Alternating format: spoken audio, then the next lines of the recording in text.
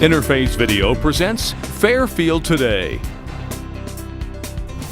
Brought to you by Fairfield Federal Savings and Loan, Fairfield Medical Center, Fairhope Hospice and Palliative Care, the Fairfield County Board of Developmental Disabilities, the Frankie Smith Funeral Home, Ohio University Lancaster, and Lancaster Fairfield Community Action Recycling and Litter Prevention.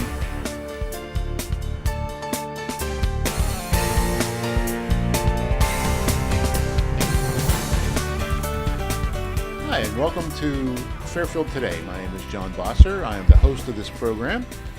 We are coming to you live from the beautiful downtown window on the World at Art and Clay on Main in Square 7 Coffee House, which is operated by the Fairfield County Board of Developmental Disabilities.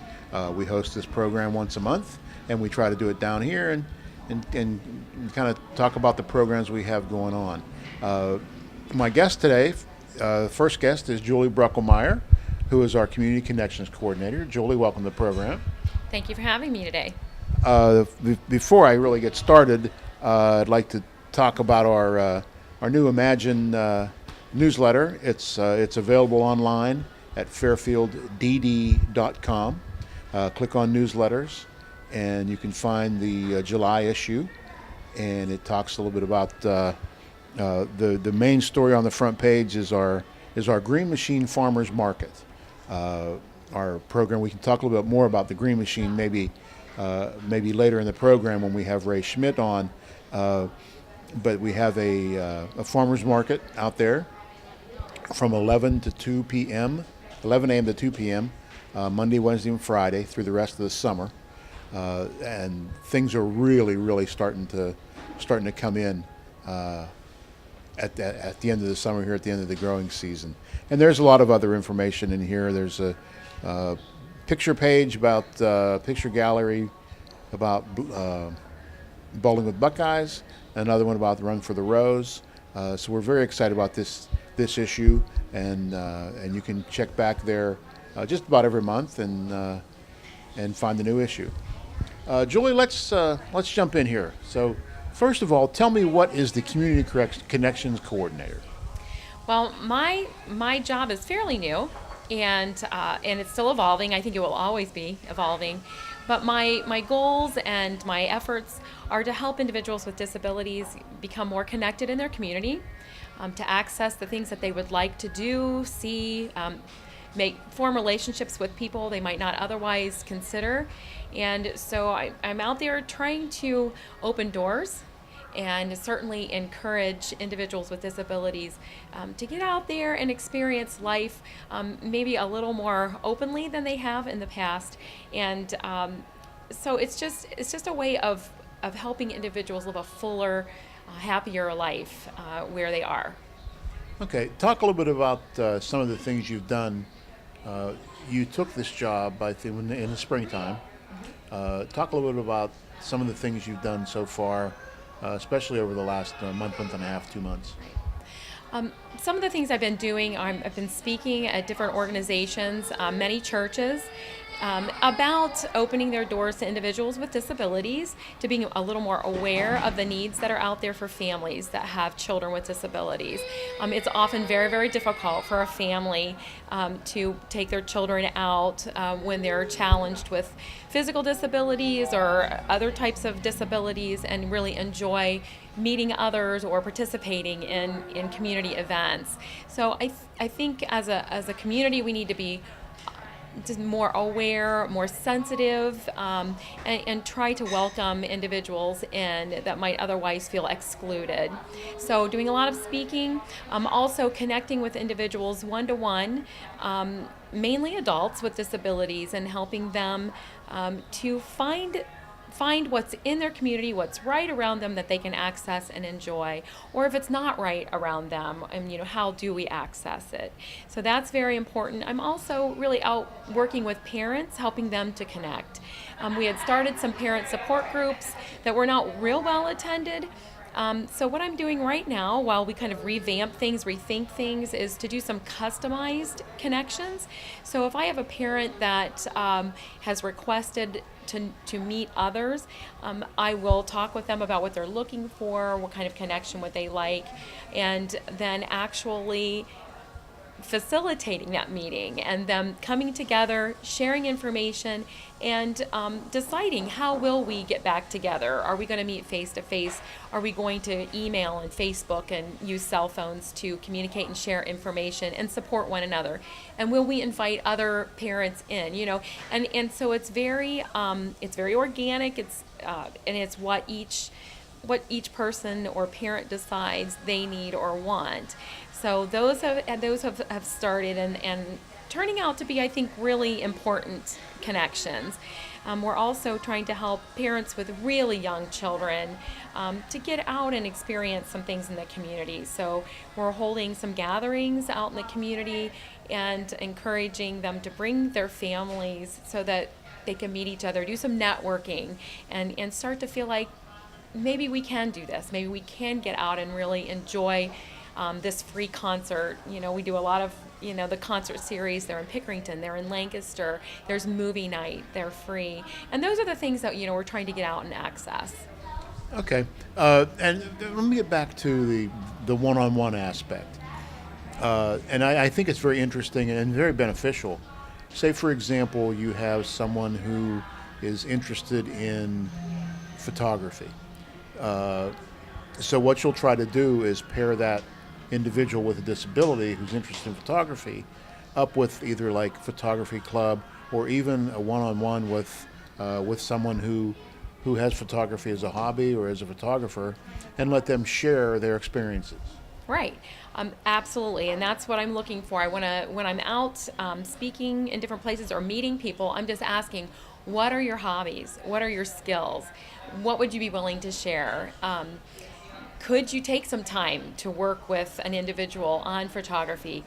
Yesterday I had an individual say, I really want to learn how to sew. And I said, well, what kind of sewing do you want to do? I didn't know if it was garments but she wants to make purses and scarves and hats and things like that. So, it's a wonderful hobby to have or a skill to learn. And so, now my quest is, let's see what we can find that's out there where you can learn how to sew and use what you have in your home. And because I said, what is it that, I know there are a couple like Joanne Fabrics and things, they offer classes. And she said, well, they're really expensive, to attend. And I said, yeah, you're right. So maybe there's someone out there in your community that would be willing to take a few hours. And I know that can happen. There are so many people out there wanting to give back to the community who have those skills. So that's right. I'm out looking for either a club or an organization or an individual or some setting where they can have that experience they need to develop the skill and to increase their relationships and just their ability or even their confidence to go out and be part of a community. So how is that all working out as far as things are going right now? Not as quickly as I would like, but I think we are all, this is a fast-paced world. I would like to solve answer every need immediately. So it's slower than I would like, but it's certainly coming along as I talk to more and more people, make more and more phone calls, go down every wormhole I can find. When somebody gives me a connection or a suggestion, I'm going to follow it and find out what is the strength of that organization or the skill of that person, and where can they lead me. It may not be them that provides me with that resource. It may be someone they know. And so it's just a lot of talking and connecting and conversations. And so that's where we are. Things are going really well here in Lancaster. I'm needing to put some more effort into Pickerington, because we've got a lot of farmland in between us, right. And we want people in their communities. So. Okay. How about contacting you? What do people need to do to maybe have you come out and speak to their group, or if they have a particular interest and would like to work with folks with disabilities? What do they do? First of all, I want to say it doesn't matter how large or small the group is. I would love to to talk with them about connections and people with disabilities and what families need. And they can contact me at the administration building at 740-652-7220 and ask for Julie or Community Connections, and they'll be transferred. Okay, Julie, well, thank you so much for joining me today. I'm sure we'll have you on again. I hope so. Thank you. When we come back, we'll talk with Ray Schmidt a little bit more about this program and maybe some other things as well.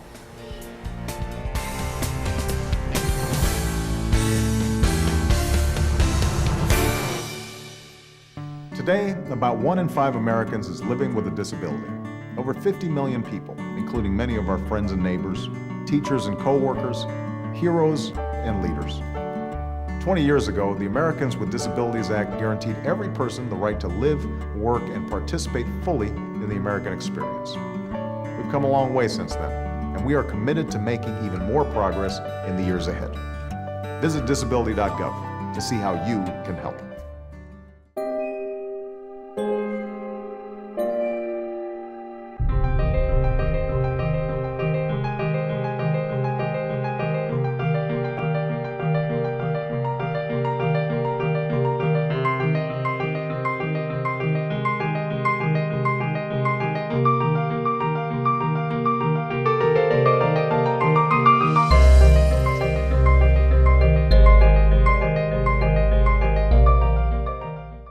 If you find that you hear but just can't understand as much as you should be, or if you've been told that the volume on your television is up a little too loud, the House of Hearing is here to help. Give us a call today for a complimentary, no-obligation hearing test at either of our 2 locations, in Lancaster at 618 East Main Street or in Worthington at 885 High Street. The House of Hearing. Visit us online at houseofhearinginc.com.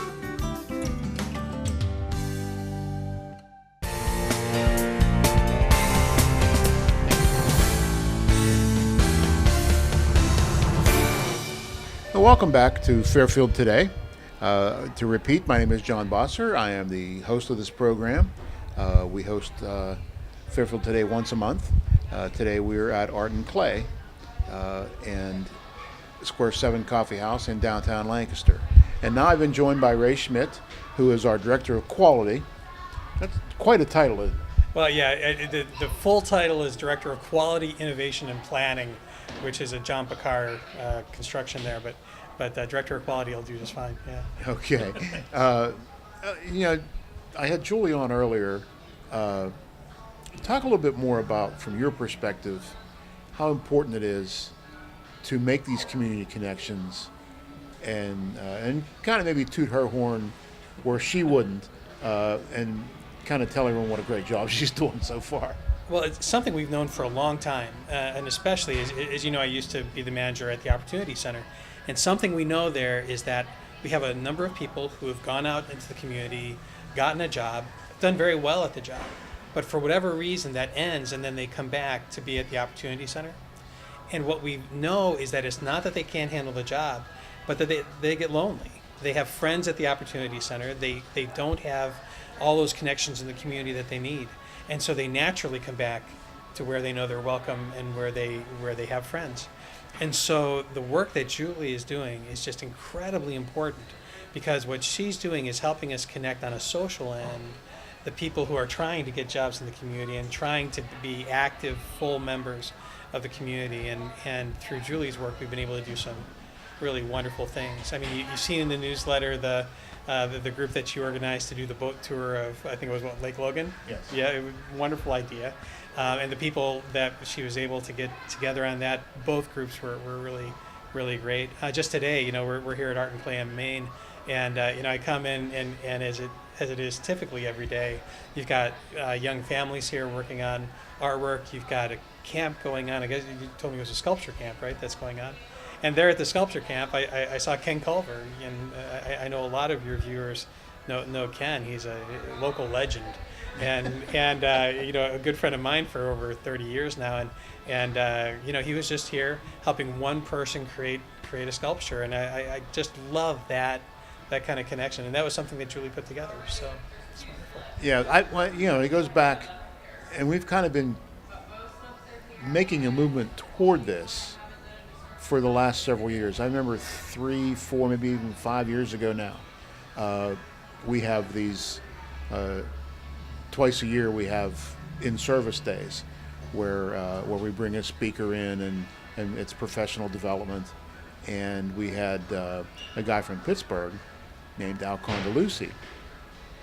And one of the things he talked about was the circle of friends that a typically developing person will have.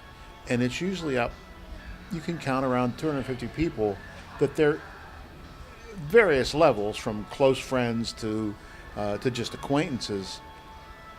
But when you look at that set of people for a person with a disability, it's usually only like 25 people.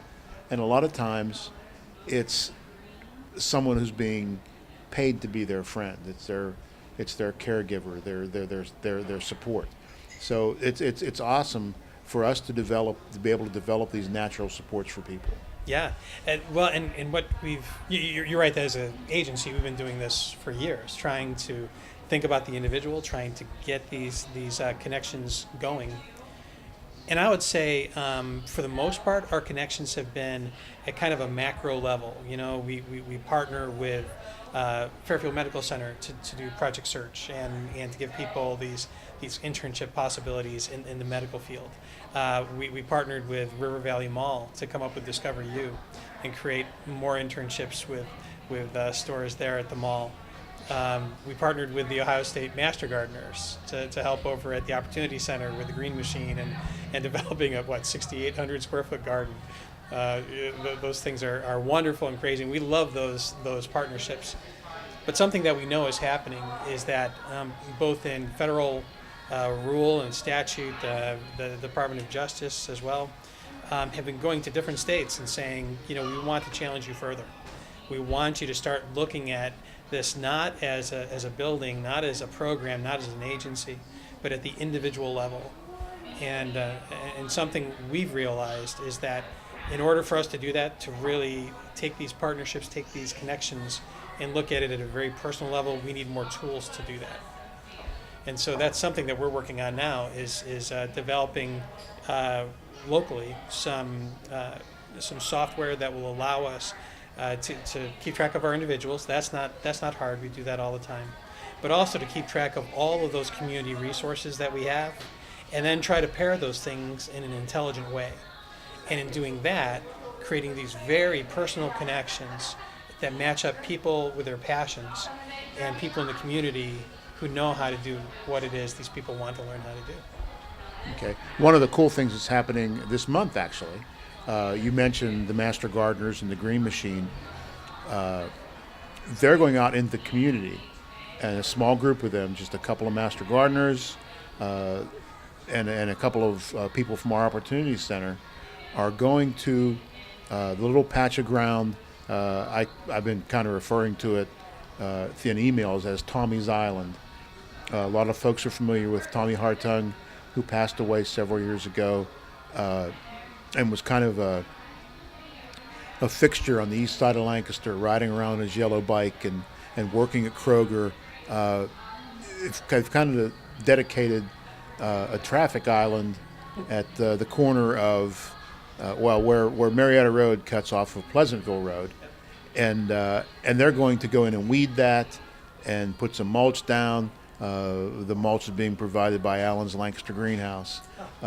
So we're real excited about that, and that's exactly what we're talking about: pairing people up with a disability with someone who has a like interest, and just achieving great things. Well, one of my favorite stories comes from one of our Master Gardeners, Trish Jones. And she told me a few months ago about, she also happens to volunteer at a local library. And, what happened was that she said to me that a year ago, before she started working in the garden, if a family came into the library who had a person with a disability in the family, she would keep a respectable distance. Not because she was offended or any of those ugly things. It's just that she didn't want to get in the way. She was worried that maybe she might excite the person too much or maybe make them upset. And so she would keep this distance and let the family do what they do best. Her words, not mine. what happened, though, after working in the garden, she said that a few months ago, a young mother came in with her daughter with a disability. And she said she almost embarrassed herself by running up to the daughter and immediately saying, "So what do you like to read?" And the daughter said, "Princesses." And so they went back into the stacks, and for 45 minutes, they looked at every book they could find on princesses. And on the way out of the library, the mother took Trish aside and said, "Why did you do that? People don't treat us like this." And so Trish went on talking about what she learned at the garden and the friendships that she had made, and the fact that she gained the ability to look beyond that disability and connect with the individual that was there. And when you do that, when you peel away that disability, what you find is that there's a wonderful, warm, loving human being there that is just as passionate as the rest of us are about any number of things. Well, and I think that to a person, when you talk with someone who volunteers with our agency, or someone who is working with someone for the first time, the effect that the person with the disability has on that volunteer is much greater than the transverse relationship. Well, I think it's at least equal. Because all I can tell you is that I've had a number of individuals. It means the world to the person that they're working with. I can tell you that. But by the same token, the person doing the volunteering, yeah, they learn something new every time, and it can be. Julie's made some great points. It can be the simplest of things. It can be just time, and I know something that we often say is we're looking for volunteers that just give 1 hour, just 1 hour of time, and then whatever else happens, that's up to you. But take the hour and just sit down with a person and share a moment, and it's amazing the differences that can make. Well, there's no greater gift than the gift of time. So, well, Ray, thank you so much for joining me today. My pleasure, always. What else do we have? I mean, anything else that you want to? We're running out of time here. Anything that you want? We didn't get a chance to cover? Well, let's see. It's never too early to talk about the celebration of possibilities. I'm channeling John Picard there. There you go. But no, there's all sorts of great things coming up. We've got, we have our staff training day coming up. That's our big gala event for the staff. That'll be coming up in September, and a number of presentations that our staff gives at different state events around in the fall. So all those things are coming up. Okay. Awesome, Ray. Thank you so much. I'll wrap up by saying that if you do have any questions or would like to become involved, check out our website and look around a little bit and get your feet wet, and then give us a call at 740-652-7220. And until next month, this is John Bosser with Fairfield Today. Interface Video presents Fairfield Today. Brought to you by Fairfield Federal Savings and Loan, Fairfield Medical Center, Fairhope Hospice and Palliative Care, the Fairfield County Board of Developmental Disabilities, the Frankie Smith Funeral Home, Ohio University Lancaster, and Lancaster Fairfield Community Action Recycling and Litter Prevention.